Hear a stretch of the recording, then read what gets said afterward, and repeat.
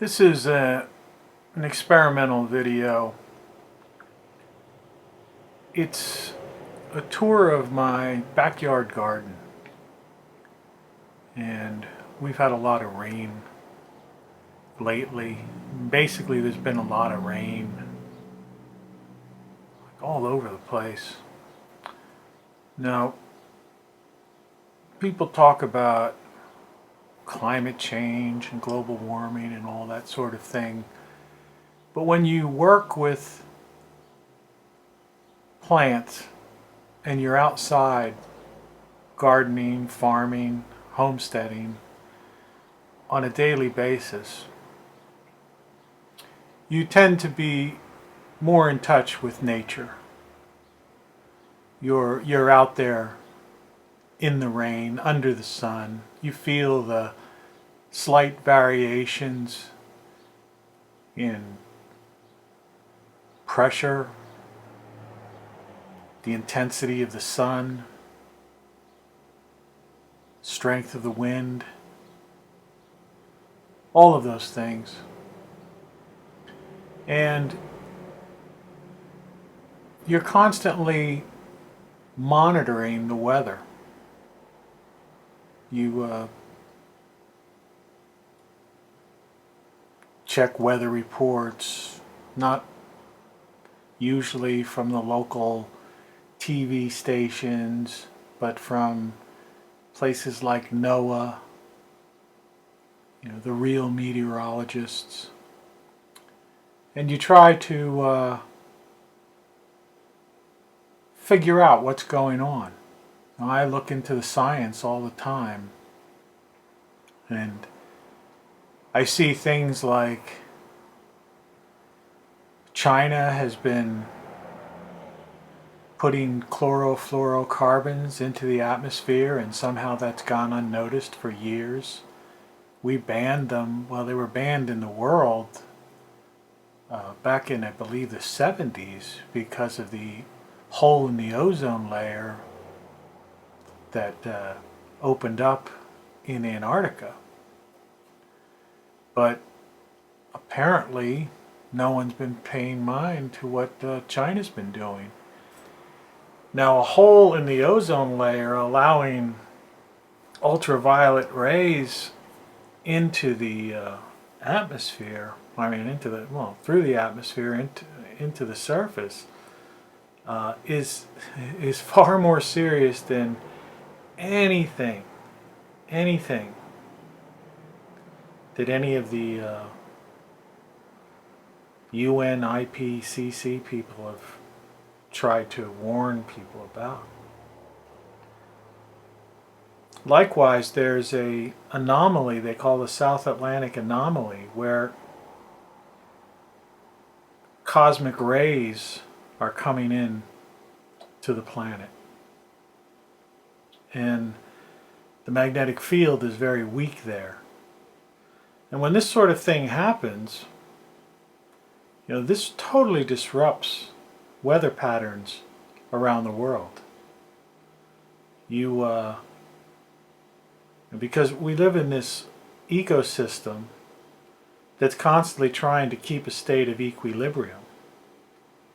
And so if you have an area where cosmic rays are coming in, UV rays are stronger, excuse me, and that's going to seriously heat up the oceans, the atmosphere, and cause all sorts of problems.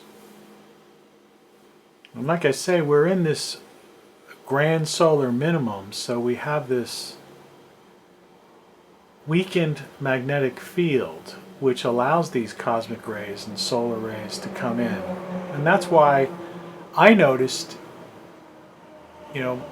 last year, that 8:30 in the morning, 9 o'clock, I could sit out in my garden, and it was as if it was, and this could be in the spring, and it was the sun was intense as if it was noon in the middle of August.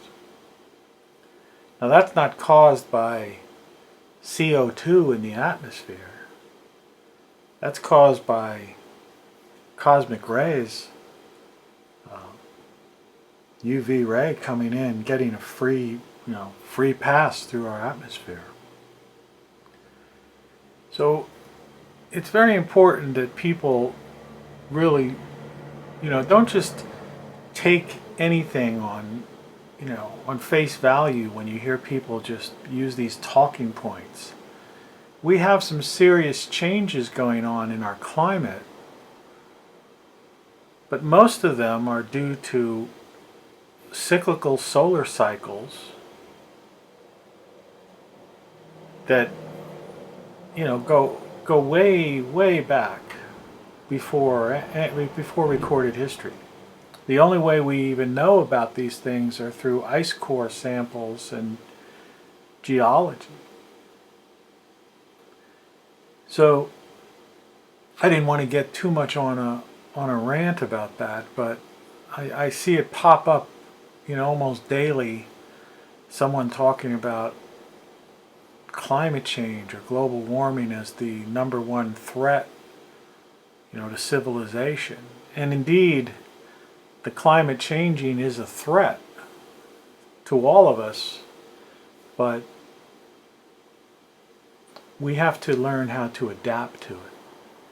And I've been taking steps to adapt to it, dealing with the fact that there's more rain, that that a climate that was not as wet as it once was is.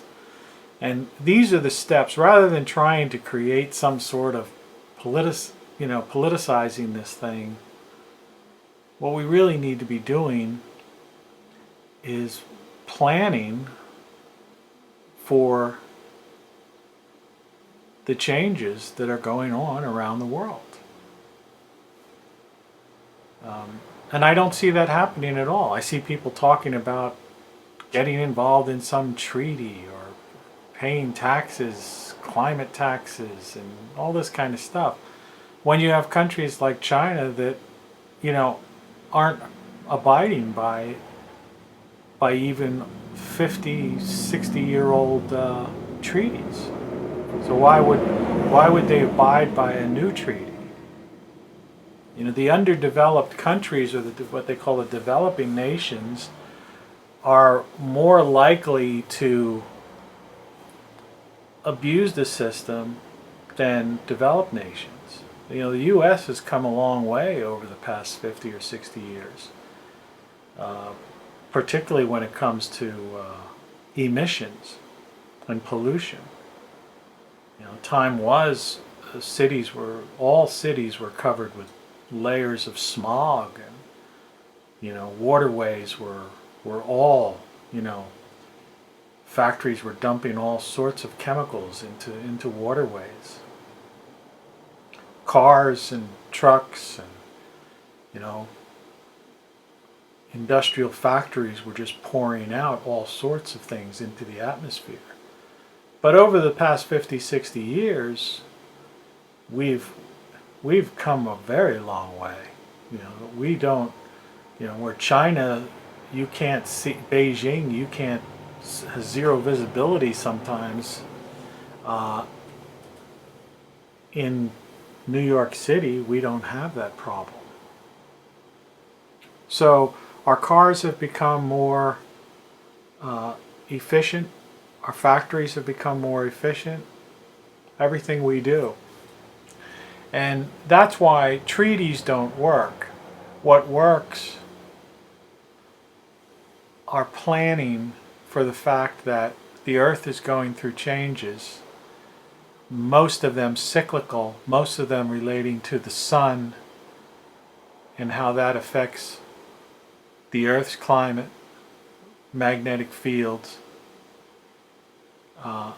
And then, of course, we still have the polluters, and then people who are putting certain chemicals into the atmosphere, such as chlorofluorocarbons, which are a much, like I say, higher threat than CO2, which gives you this growth that we're looking at right now.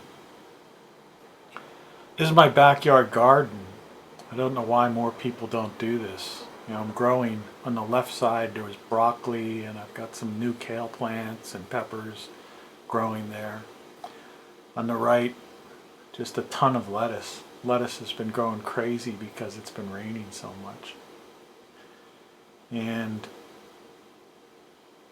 a packet of seeds that you can pick up at a Dollar General store for 3 packs for $1, something like that, and yield lettuce, months of salads for a family. I mean, that's how crazy it is. You literally just plant the seeds. I planted those seeds in the ground in March. It's something called a cold frame. I took an old glass storm window, put it over a wooden box I created, planted the seeds, and it even snowed on top of that, but it didn't matter. And after, because it would still get the sun during the day. And those lettuce plants, I've had lettuce plants there for April, May, June, 3 months so far, and I'm sure I'll get close to another month out of that. Imagine 4 months. For $1, I got 4 months of salad that I'm giving away to people in bags. I can't eat it all. And then there's health, natural health. Just in the kind of the lower right hand part of the screen underneath that checkerboard metal mesh is something called stinging nettle, which is an herb that kind of grows naturally. I've found a seed packet online, and you make tea with that, and it's one of the most nutritious things you can consume. There's like so many vitamins and in that stinging nettle, it's called. And then of course there's kale, and as this is getting towards the end of June, usually kale's not growing. You get 2 years out of kale. You plant kale, it survives the winter, and then comes back the second year. This is the second year for this kale, and I had to cut out a lot of it because it was all they call bolting to seed. But because we've had a lot of rain and it's been a little bit cooler, these existing plants are just giving me these giant leaves of kale. And of course I've got onions there, and you can see off to the right some zucchini, and there's some tomatoes and peppers in there as well. But it's just something that really, I don't know why more people don't do this, and then realize, like, I've always been the type of person, when I've had the opportunity. I lived in major cities. I lived and worked in New York City. I lived in Washington, D.C. I lived in Philadelphia. I spent a lot of time in L.A.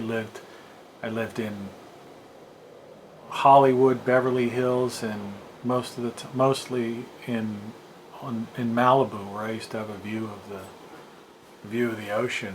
Wake up to the 180-degree view of the ocean every day. Where, like, at the time where they used to say it never rained in Southern California, where just every day was another beautiful day. I picked lemons off of my deck the size of grapefruits. But anytime I've been in a more rural setting or had a backyard, I've traveled around, I've been in so many cities and just had such a, an incredible life. I've been overseas, crossed both oceans. But I've always, when I've been in one place that I had a little bit of space, I've always planted at least, tomatoes and maybe a few herbs. And it always fascinated me, when I was younger, just how easy it was to grow food. In fact, I lived in Florida, on the Gulf Coast of Florida, for about, I don't know, a year and a half, 2 years. And my window, I had a southern facing window. And I put tomato plants that I got from a tomato I bought. A seed from a tomato I actually bought. I just put it in a damp paper towel, the seeds, till they kind of got activated. Put them in a pot with some soil, like a rectangular window, type of planter. And this is in the inside, not outside my window. And the sun was so intense down there in Florida that at one point the tomato vines just literally, it was a big window. It wasn't floor to ceiling, but it was about 2/3, took up 2/3 of the living room area. It was just filled with tomato vines. I had so many tomatoes, I was giving them away to neighbors. I couldn't eat them all. It was just from a seed from a tomato that a couple of seeds from a tomato that I ate, and it's really incredible. And so now that I've kind of settled into, bought a house with a yard, I started to plant a garden. And I've been at this for about a little over 4 years.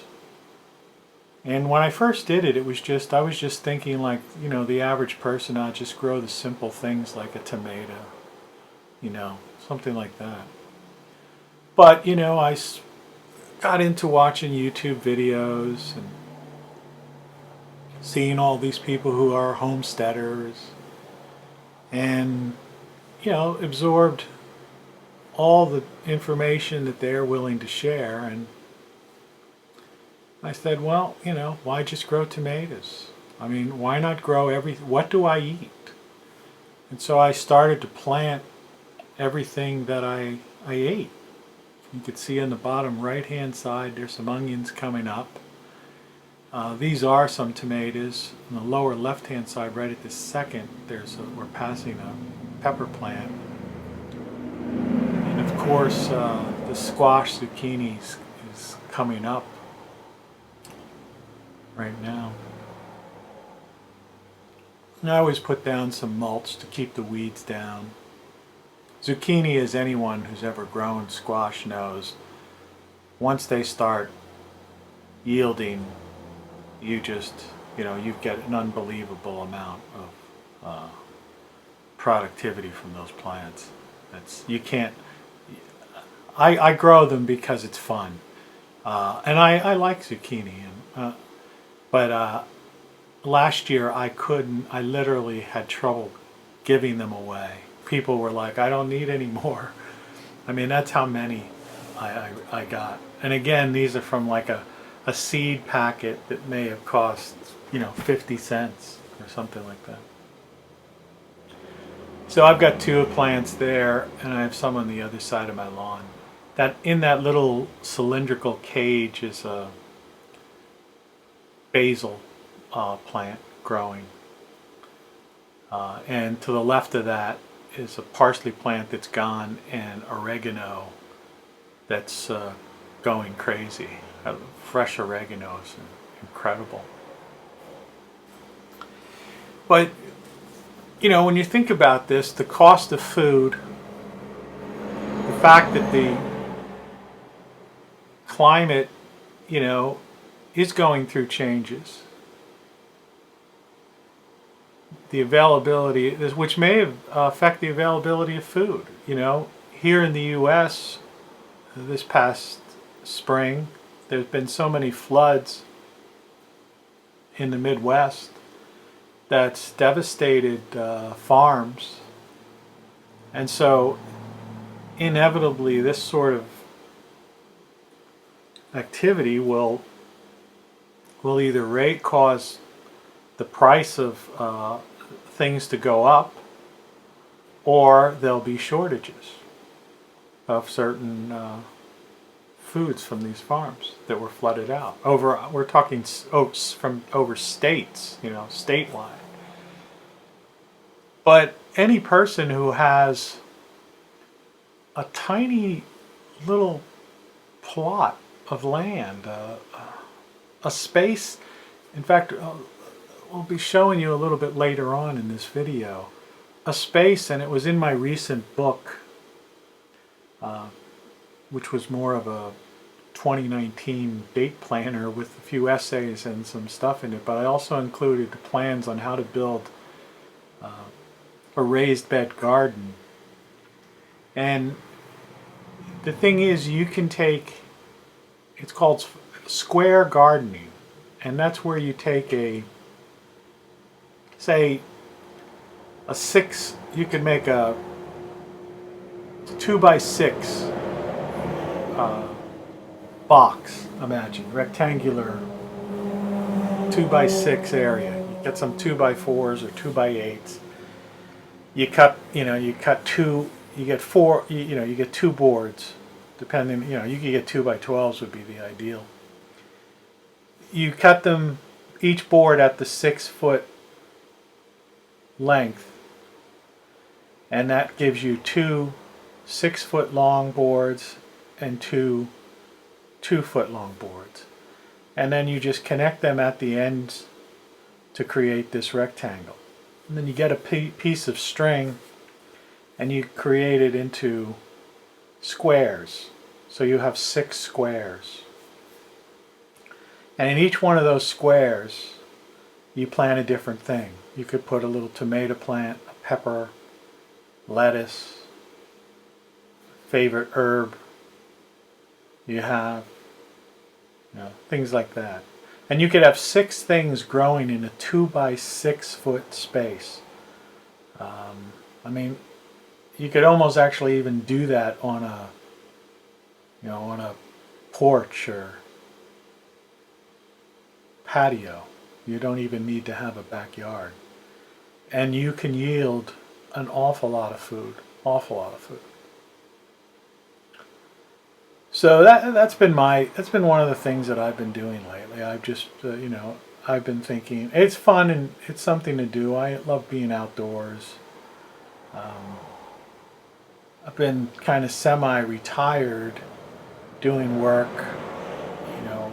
I was doing internet work lately. I've written 7 books. They're short books of essays and just collections of lyrics, screenplays, things I've done.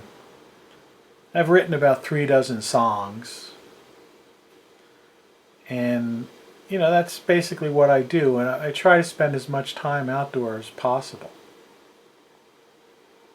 and grow my own food. Now, coming up here on the left hand side is one of those 2x6 boxes I just described, and you can see it's completely almost overgrown.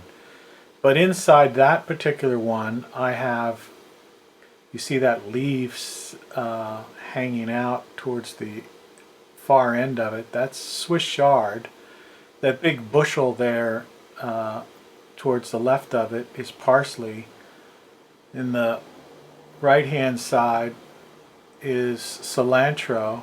You can't see it too well, but in the lower left hand corner is sage. There's some oregano next to the parsley in the middle.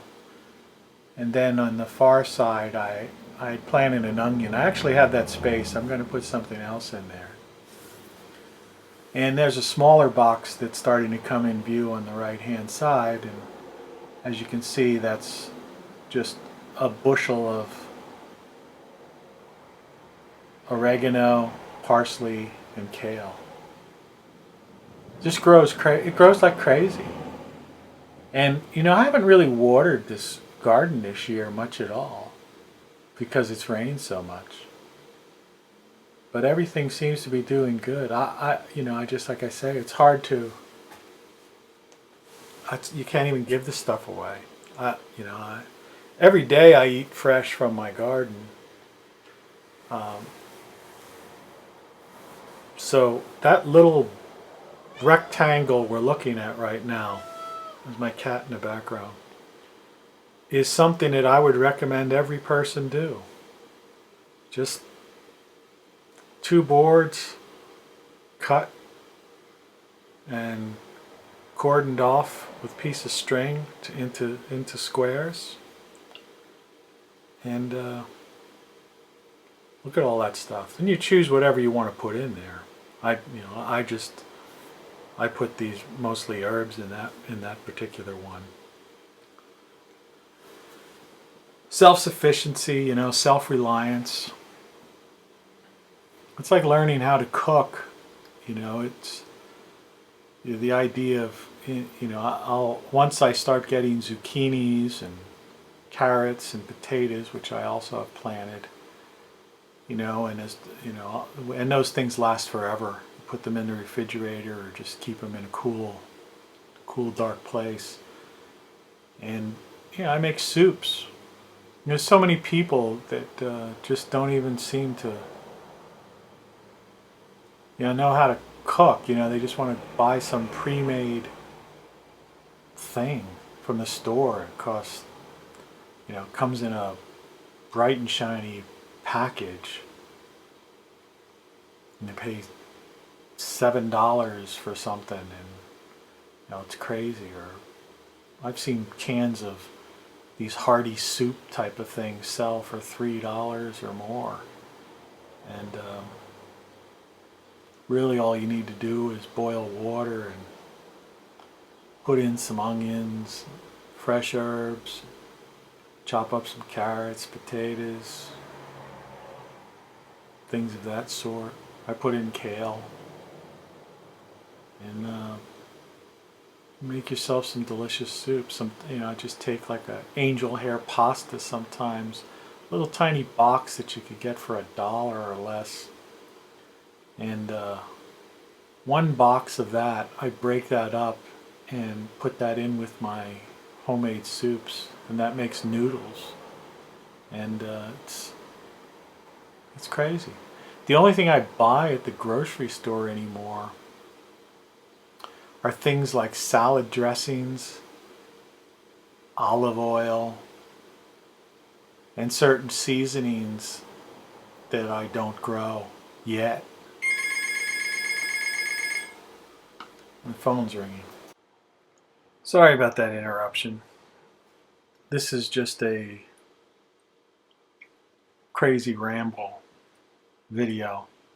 I don't know if anyone is going to hang out long enough to get to the end of this. But I might add, I'm thinking, and I probably will put a few of my song tracks in a little while, some music. I do this, I call it 21st century beat poetry, and I try to write about the issues of the day, things like that. It's not really, I'm not so much political as dealing with the dehumanization of society.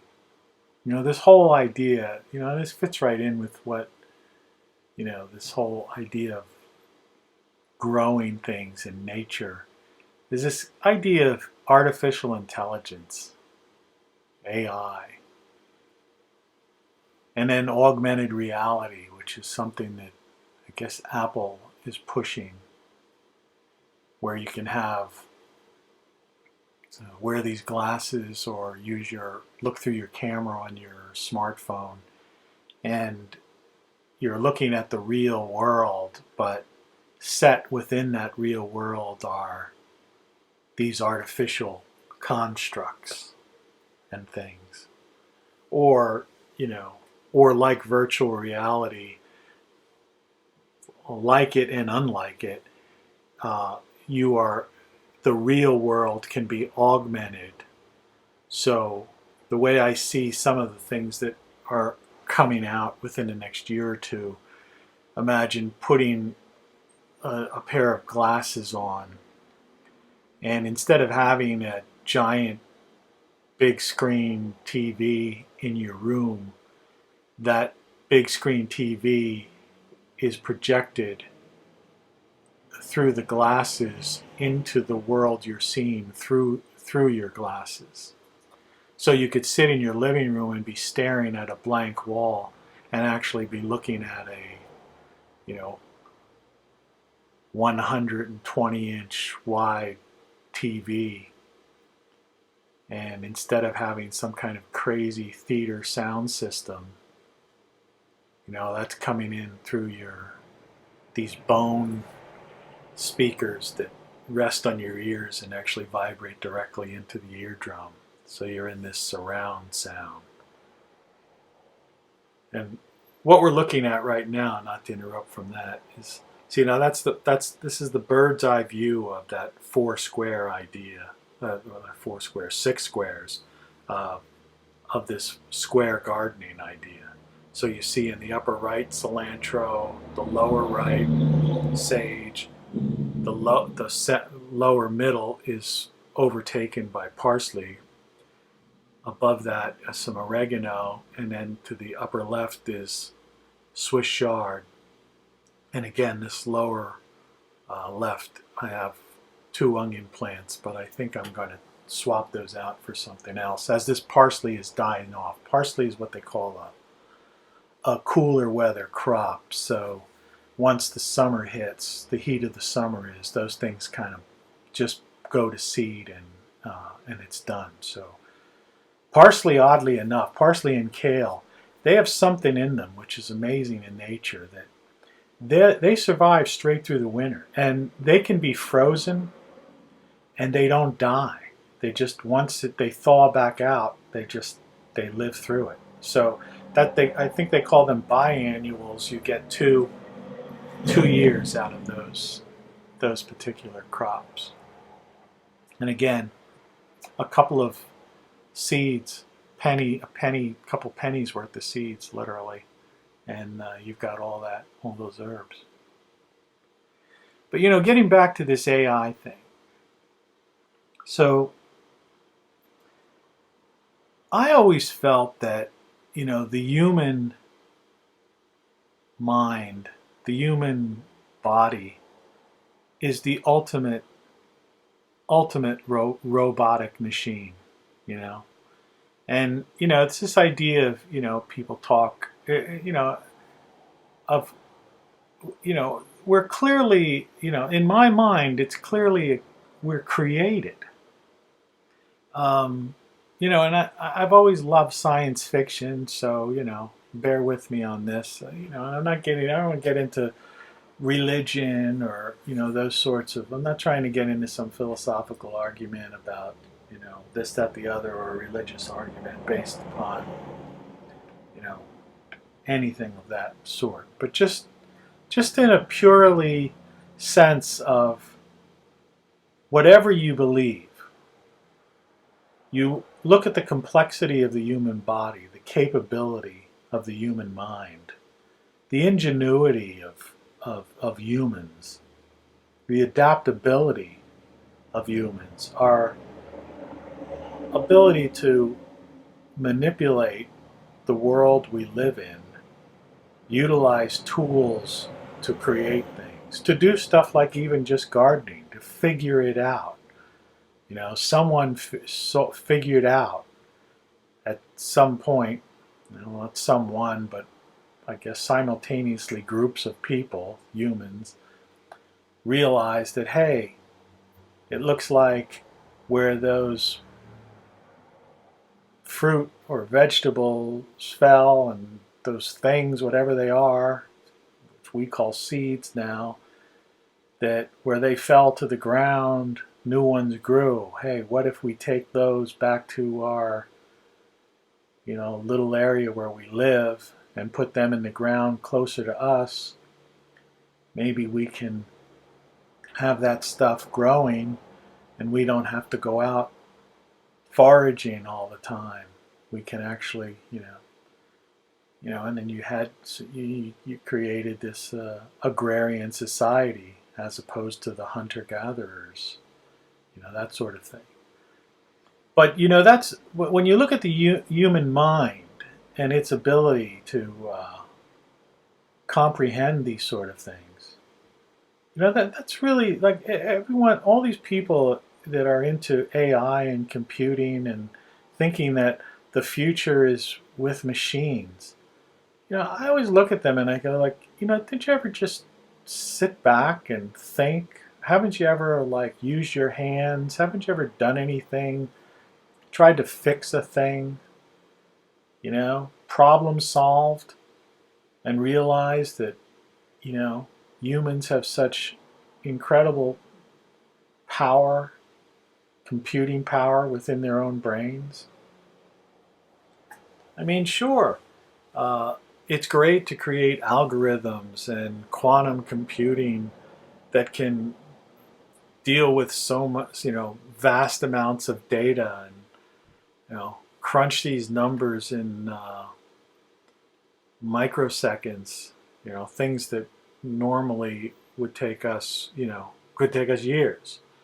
But then again, I also look at savants, or people that have had brain injuries, and all of a sudden, and these are documented people, and there's so many documented cases, even volumes written in scientific and medical journals about these people that have been studied, endlessly for, well over a century. People that can have total recall um, do exist. People that could, I remember, a documentary about an individual, I can't recall his name, who, had the entire New York City phone book back then when people used phone books. And someone could hold that phone book and that person could tell you every, we're talking literally millions of entries in this book. And you could say, well, John Doe, John Q Doe or John Q Public. And this person could say their phone number and this whatever the entry was in the book. Likewise, you could say, take the book War and Peace or something like that, and say what's on page 343, second paragraph, and the guy could just read it. There's a famous actress who has total recall too. She remembers everything she's ever done. These people that could tell you, oh, you say a date, like June 10th, 1994, and they say, oh, it rained that day. Such and such was in the news. I was wearing a blue shirt, and I did this, and they could do that their entire life. Now that seems mind-boggling, and some people are probably saying, listening, going, "Oh, that's not true," but it's documented. It's true. It's not. It's not some, you know, fake news story or, some deception. It's, these people have been studied. So then you have this idea of what Einstein called spooky action at a distance, or something along that line, where two particles that were once connected in one way can be separated by great distances, and if one is exposed to a certain thing or responds to some stimuli in one area, the other particle completely across the globe will respond likewise. So meaning that they could travel, simultaneously, are experiencing the same thing. And anecdotally, it's like the literally thousands of stories of twins, who just seem to know they could have, one could be living in New Jersey, another in Oregon, and say one breaks their arm in Oregon, the one in New Jersey has, a sudden pain in their arm and, feels something's wrong and calls the other and finds out that the other one broke their arm. And people don't, these aren't, well, I say this is anecdotal, this has been studied, and people have written books and doctors have studied this, behavioral scientists, psychologists, um, you know, and it's real. So, it's the same as certain, pushing things a little bit maybe too far would be like with intuition. But the idea is, so if it's possible to have these savants, an Albert Einstein, a Leonardo da Vinci, these great minds, um, ones that were famous and others that are just could be living next door to you and just happen to be some sort of savant. If they are capable of unbelievable, I'm sorry, there's some kind of noise outside my window. It's gone now, it seems. But if any human being, and we've had many human beings that have been beyond genius to do things that even computers, we're lucky computers do. I think there's a garbage truck out my door. When I do my videos, I do it the way I record my songs. I don't edit. I don't really edit. I mean, the only thing I would edit is like putting up a title or if I add some music tracks or something. So I'm not going to really, bear with me. I guess this garbage truck's got to make its way past my house. I think. I don't know where it is. But so, let's look at a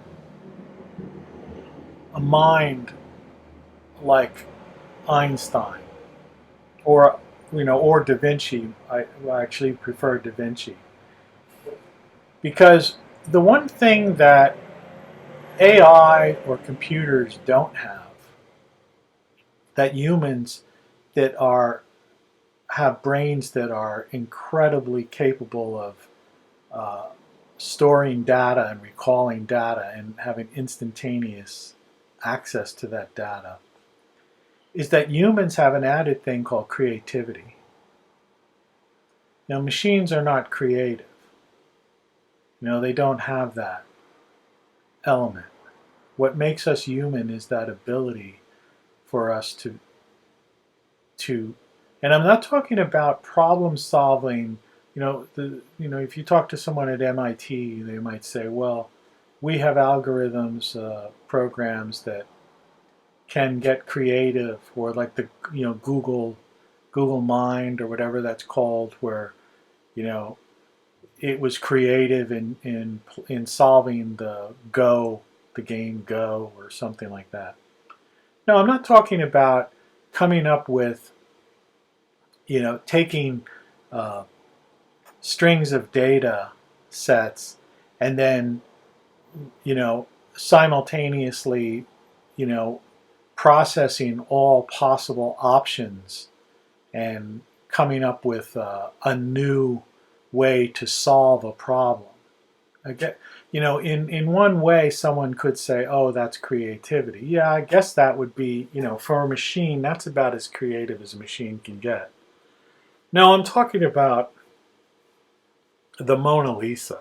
You know, I'm talking about, I'm talking about art, music, that sort of thing, philosophy.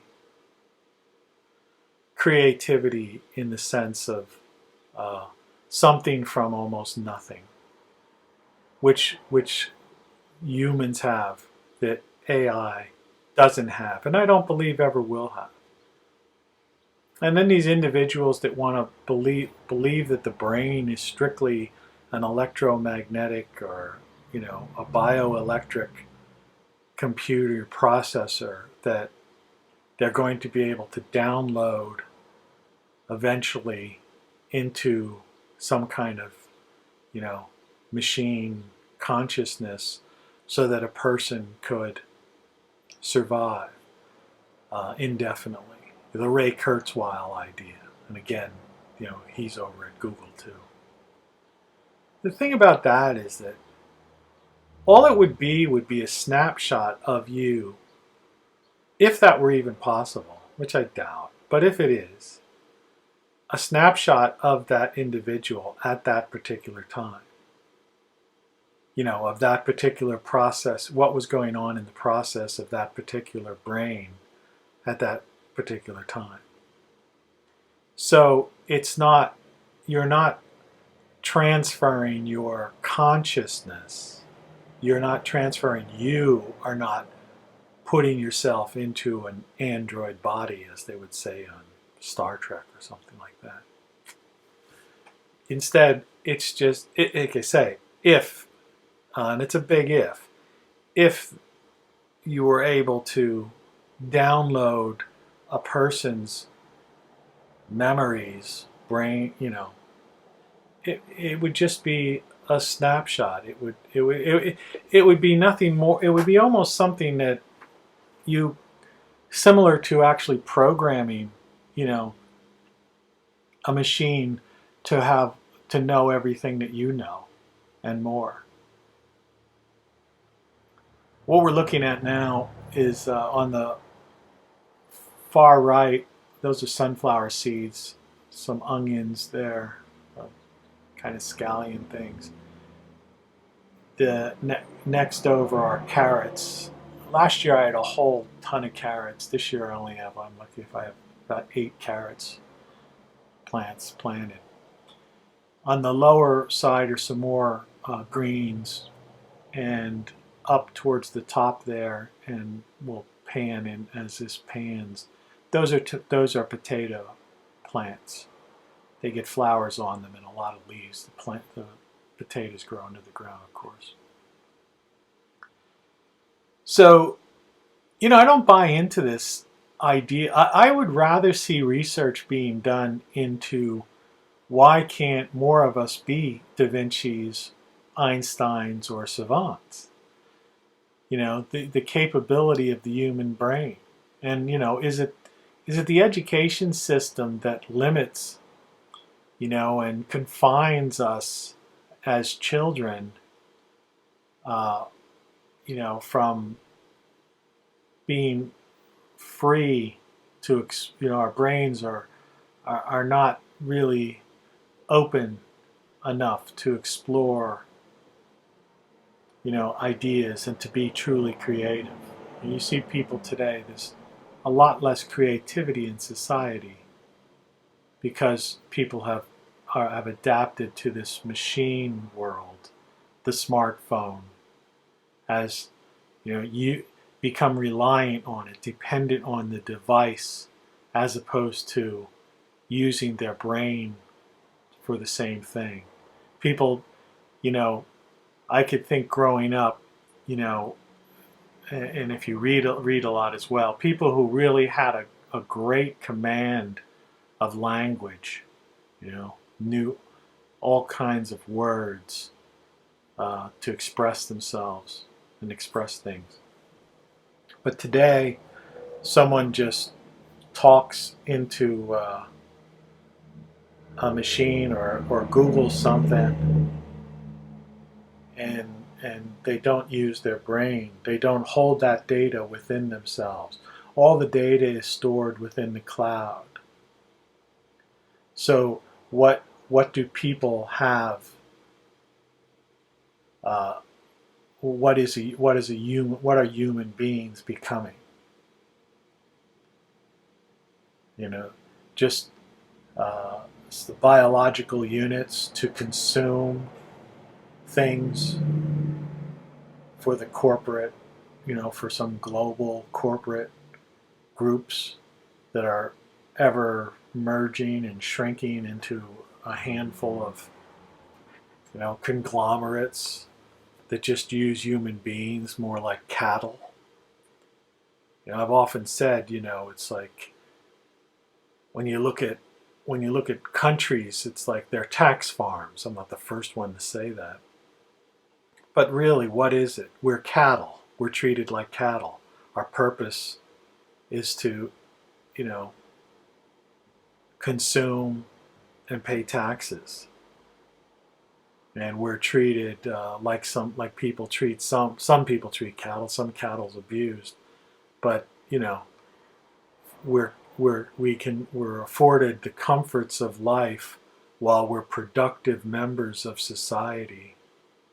But once we no longer become a productive member of society, we're basically thrown by the wayside, or you know.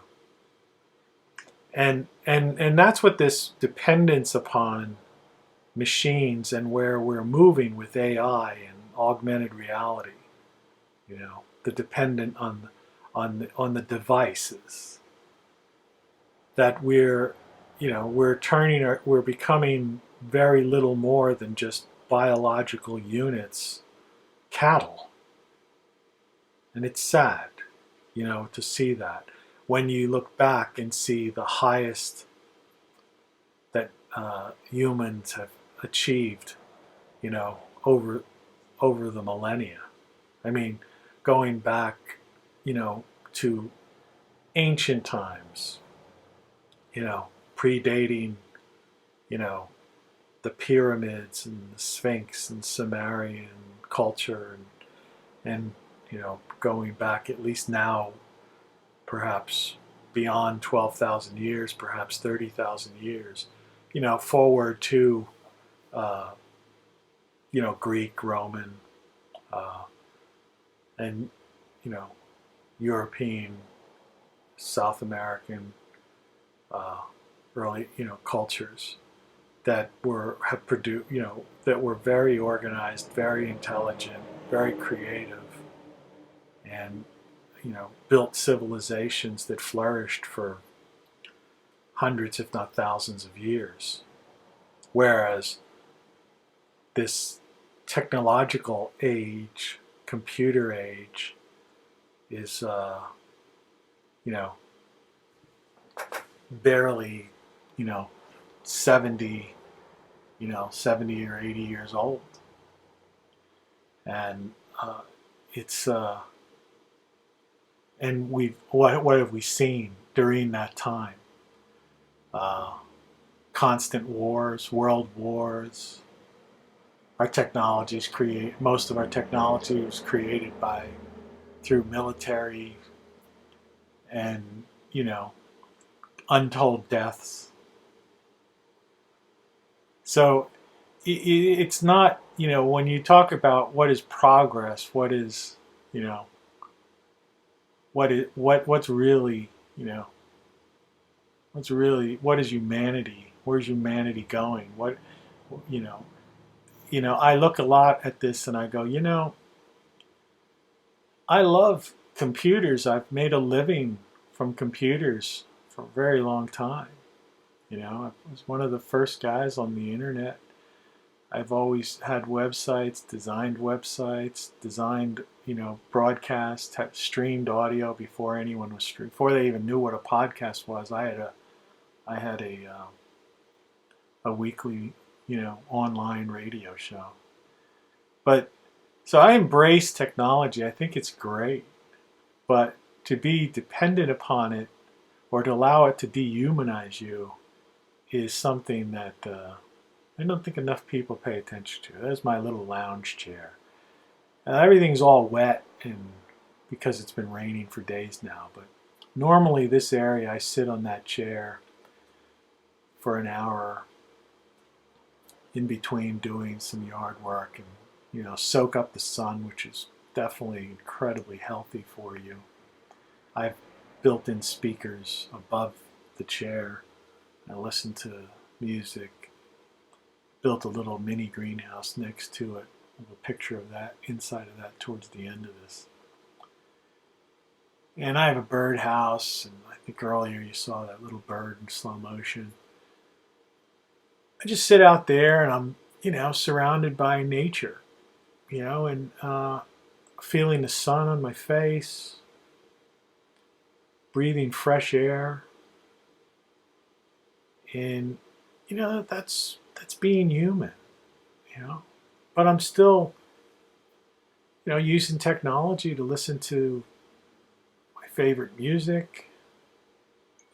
And, so it's a matter of like not letting yourself totally be taken in too much by the promise of a better life through technology. Just like they say, better living through chemistry. It's like everything, in moderation. And everything has, there are good aspects and bad aspects of these various technologies. So pepper plants and the small things are pepper plants. Those things don't really like pick up for me usually until the middle of the summer. It's only June now. You can see my lettuce, which has been pretty picked over on the left-hand side, and then moving up towards the top, that's more Swiss chard. So I really, I don't buy into this this whole thing of it's better. I have an iPhone that I used to have a cell service with, but I got rid of the cell phone service. So I just use it on Wi-Fi now, and I use it basically like I shot this video with my iPhone. In fact, I'm going to put on a song right now that I wrote about that. So take a listen.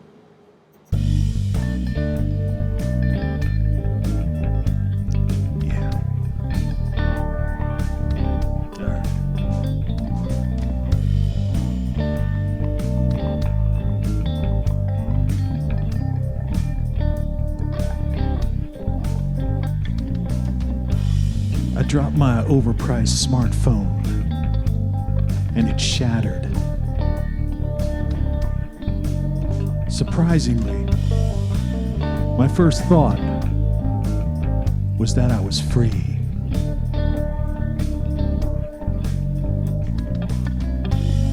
Free from the virtual cage that tethers us but tears us apart. Free from the notifications, replies, and requests. Free from the need to respond.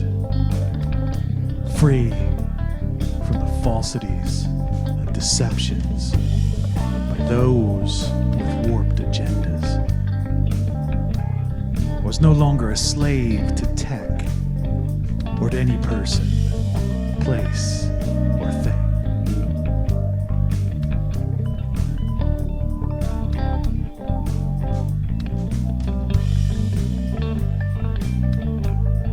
Yeah.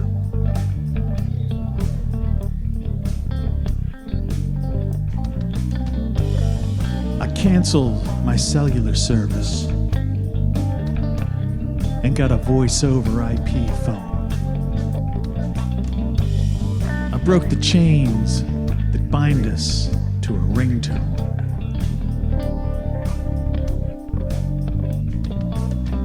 I went for a walk and noticed the world all around me. Sat in the sun and felt what it was like to be human again.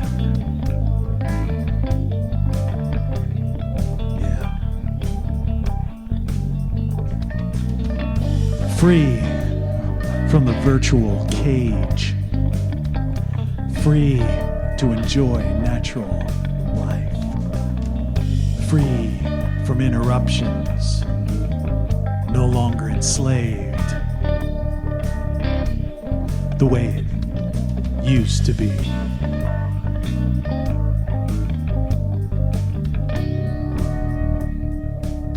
It's a virtual cage, the song I just wrote.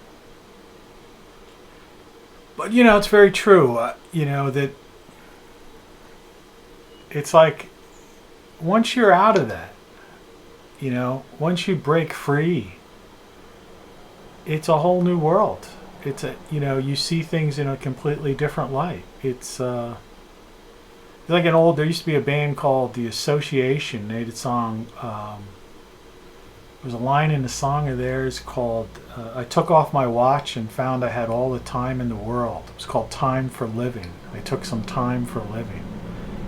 And that song always stuck with me. In fact, I still have a copy of it in my iTunes playlist to this day.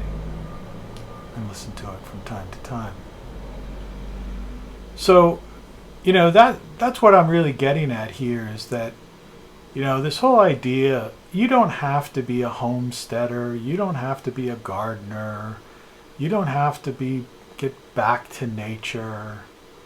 I'm not pushing that, promoting that to anyone. I'm just saying that it's possible. And it's part of where we've come from and who we are. And that the idea of being human is such a bad thing. And the dehumanization that's taking place on almost every level in our society is not a healthy thing. And usually signals, the collapse or the end of a civilization itself, because the machines are not going to save us. I always say there's three things that people want. They want to be healthy, happy, and secure. And anyone who's ever been sick or has been injured, they understand what it means to be, when you don't have your health, you don't care about anything, or it's the same as when a loved one is very ill or, dying or something. You're singularly focused on that. So, forget about all the other things in life and focus on health, happiness, and security. And so, if you're not healthy, you're not human. You're unhappy. And so, which brings us into happiness. They used to say, money can't buy you happiness. And some people, you could talk to some very wealthy people, and they might say, well, I'll argue with that. I've got my, chateau and all of my toys and,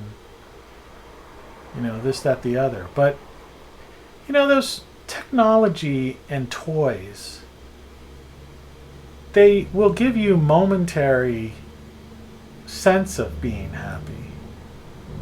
But, it's fleeting.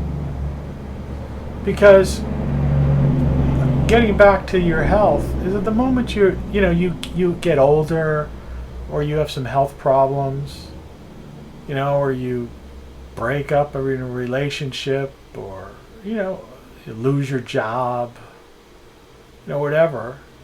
Suddenly, it doesn't matter if you're sitting, if you've got the greatest new toys and technology and a car, that, drives itself. Is that going to make you happy if you're sick or alone? No. And the same thing goes with security. If you're not a feeling of safety, or, comfort in the sense of not living in fear or stress about something, And I find that people forget about health, happiness, and security. That's all that really. Those are the three most important things. And no computer, no machine, no device, uh, you know, is going to help you in that matter. You know? It's just not going to happen. You get some great diagnostic equipment, that could diagnose diseases, but they don't cure it. They'll give you the MRI and say, yeah, you got a tumor. They'll put your blood through some kind of, computerized system and check your DNA and say, yeah, you've got this. But it doesn't cure you, and then it could prescribe some kind of prescription drug. May help you for a while, but the side effects will end up killing you or causing some other problem. So the idea is, the pursuit of happiness, which the founding fathers of the United States came up with, that line is probably one of the greatest phrases, ever written down on paper. The pursuit of happiness. That's really what life is all about. And, not the pursuit of, collecting toys, saving money. These things they're great. And, you live in a society, you need these things. Again, I'm not against any of that stuff, if I had, $100 million, I'd enjoy doing stuff with it. But if I were, alone, in a room with $100 million in cash, or sick, and money couldn't buy me a cure, or if there were, people threatening me, or I didn't feel safe, that money's not going to buy you happiness. It's just going to be a thing. It's going to be pieces of paper with numbers on it. Back to the garden now. In the center, very center, are bean plants, the ones that are a little bit lower. And then to the left of those, the ones that seem to be going upwards, vining up, those are peas, like snap peas. Those things are really tasty. And they're starting to come out now a lot. Against that fence is some wild mint, and over in the far left, upper left, there's more mint growing along that fence. That stuff's really good. I mean, it's just such a strong mint flavor. And then this thing will be showing some of the tomato plants as we talk here. But that's that was my big, wake up call, is having been sick once and realizing that nothing mattered. Money didn't matter. Nothing mattered. At that point you're just, well, I guess, if I'm going to die, who cares? And the same as if, I've gone through relationships where I've, the classic, your heart's broken. And at that point, it doesn't matter if you're, how much money you have in the bank, whether you're living in Malibu, looking out, watching a beautiful sunset, in a jacuzzi, sipping champagne. It doesn't help, you see. So the idea, and this likewise, who cares? I could have the new, latest and greatest computer or home, home theater system. But if you're not happy, you're not healthy, or there's, worried about criminals, you're trapped in your house because you walk outside and there's crime. What good are any of those things? And that's why those ultimately they won't be solving the problems of society. And I think this is all one big diversion that people are making a very big mistake. It's the same way they do with politics. People put their hope in some political party or a particular leader. It's like, there are people out there that work hard, and are true, servants of the people, civil servants that are, concerned about, doing the best they can to help people have the pursuit of happiness. But they're only people, and they're only political parties, they're only ideologies, and they're not going to solve your problems. The only person that can solve your problems or get through your problems or deal with your problems is you. That's it. The human aspect of life is personal. It's who you are. It's your your consciousness. And it's not going to. You're not going to put that in a machine and suddenly everything's fine. Talk about security. Imagine, we have this. They called it the Carrington event. Happened back in the 1800s, where a solar flare went off, and it basically took out. At that point, they had the telegraph system was the wires everywhere, and it pretty much took down that whole system.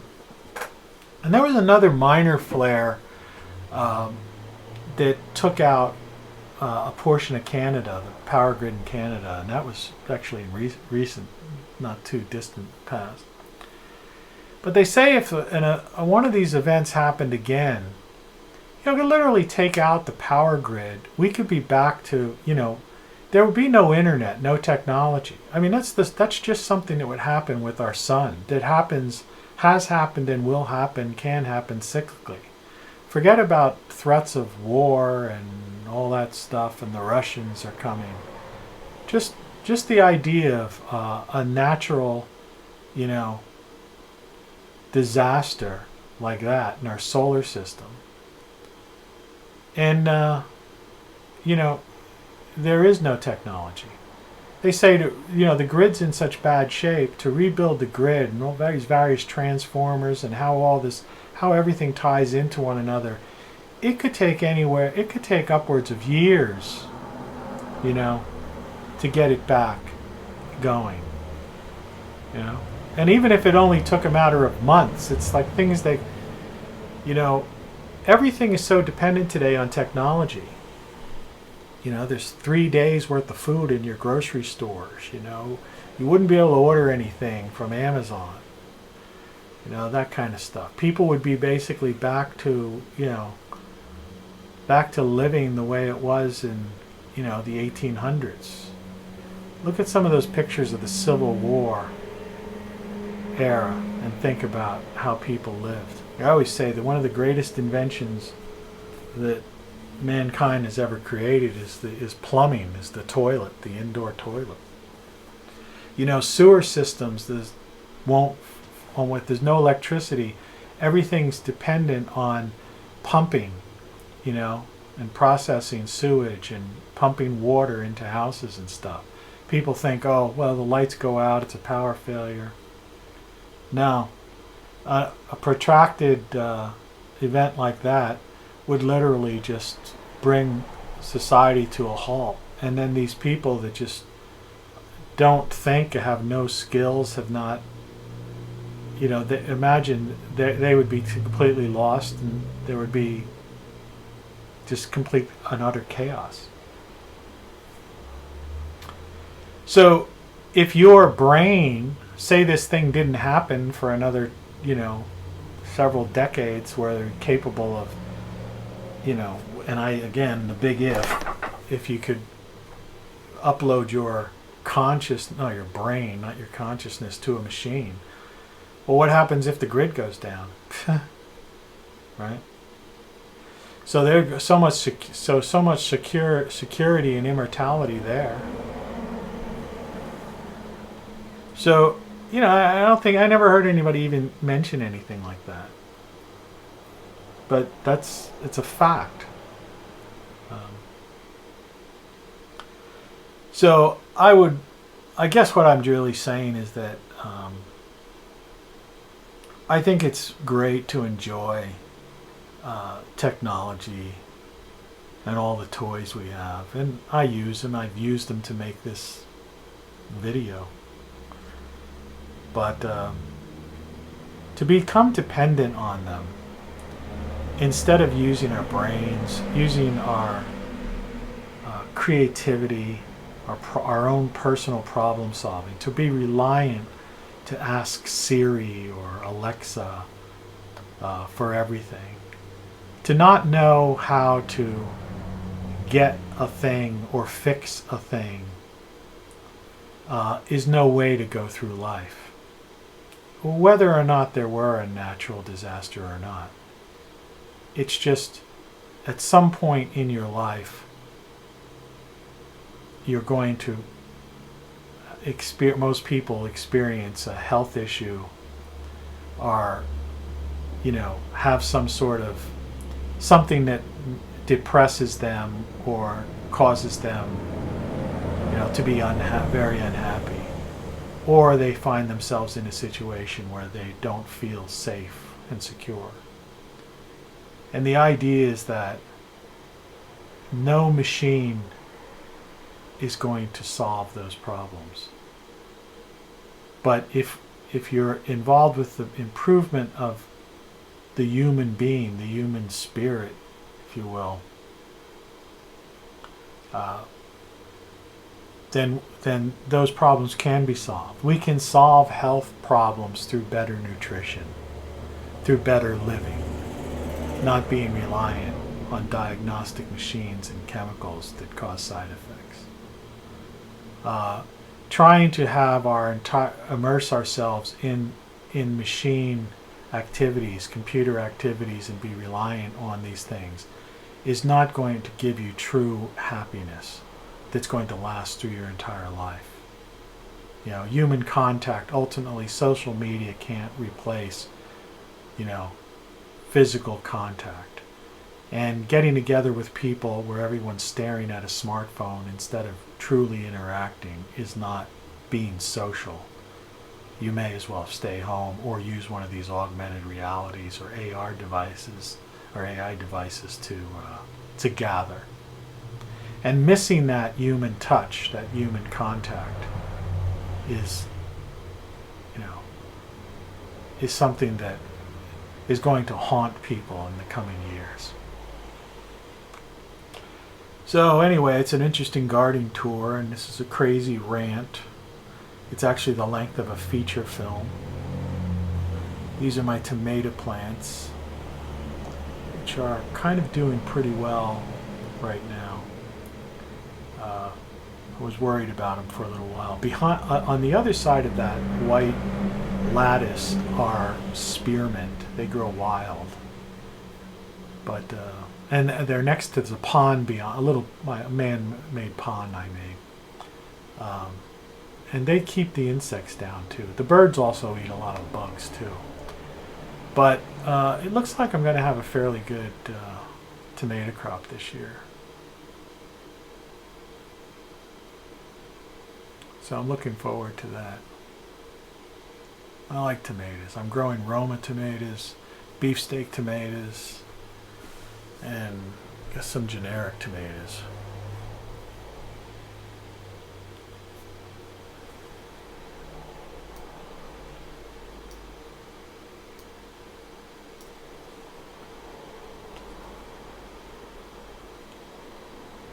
I'm still here.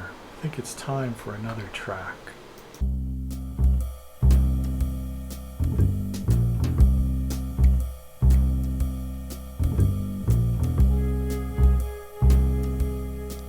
There's something wrong with the weather. And it's not just about what they tell us in the news. There's no doubt that the climate is changing. But it's not in the way they've been harping about ad nauseum.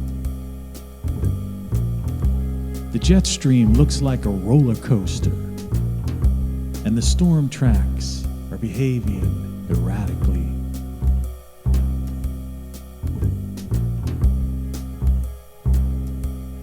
Our star is heading to a grand solar minimum, and the Earth's magnetic field is weakening. We're seeing more volcanic activity and earthquakes, and the animals and insects are acting weird.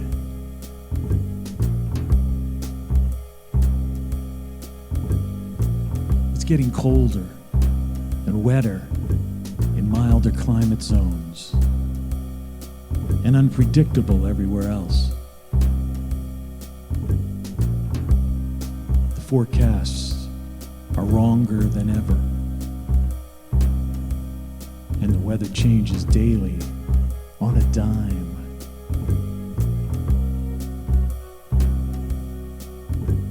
The bureaucrats want to name it and tax it and take the credit for it. But in the end, it shows how ignorant we all are when it comes to the great cycles of nature and life on this spinning globe hurling through space-time.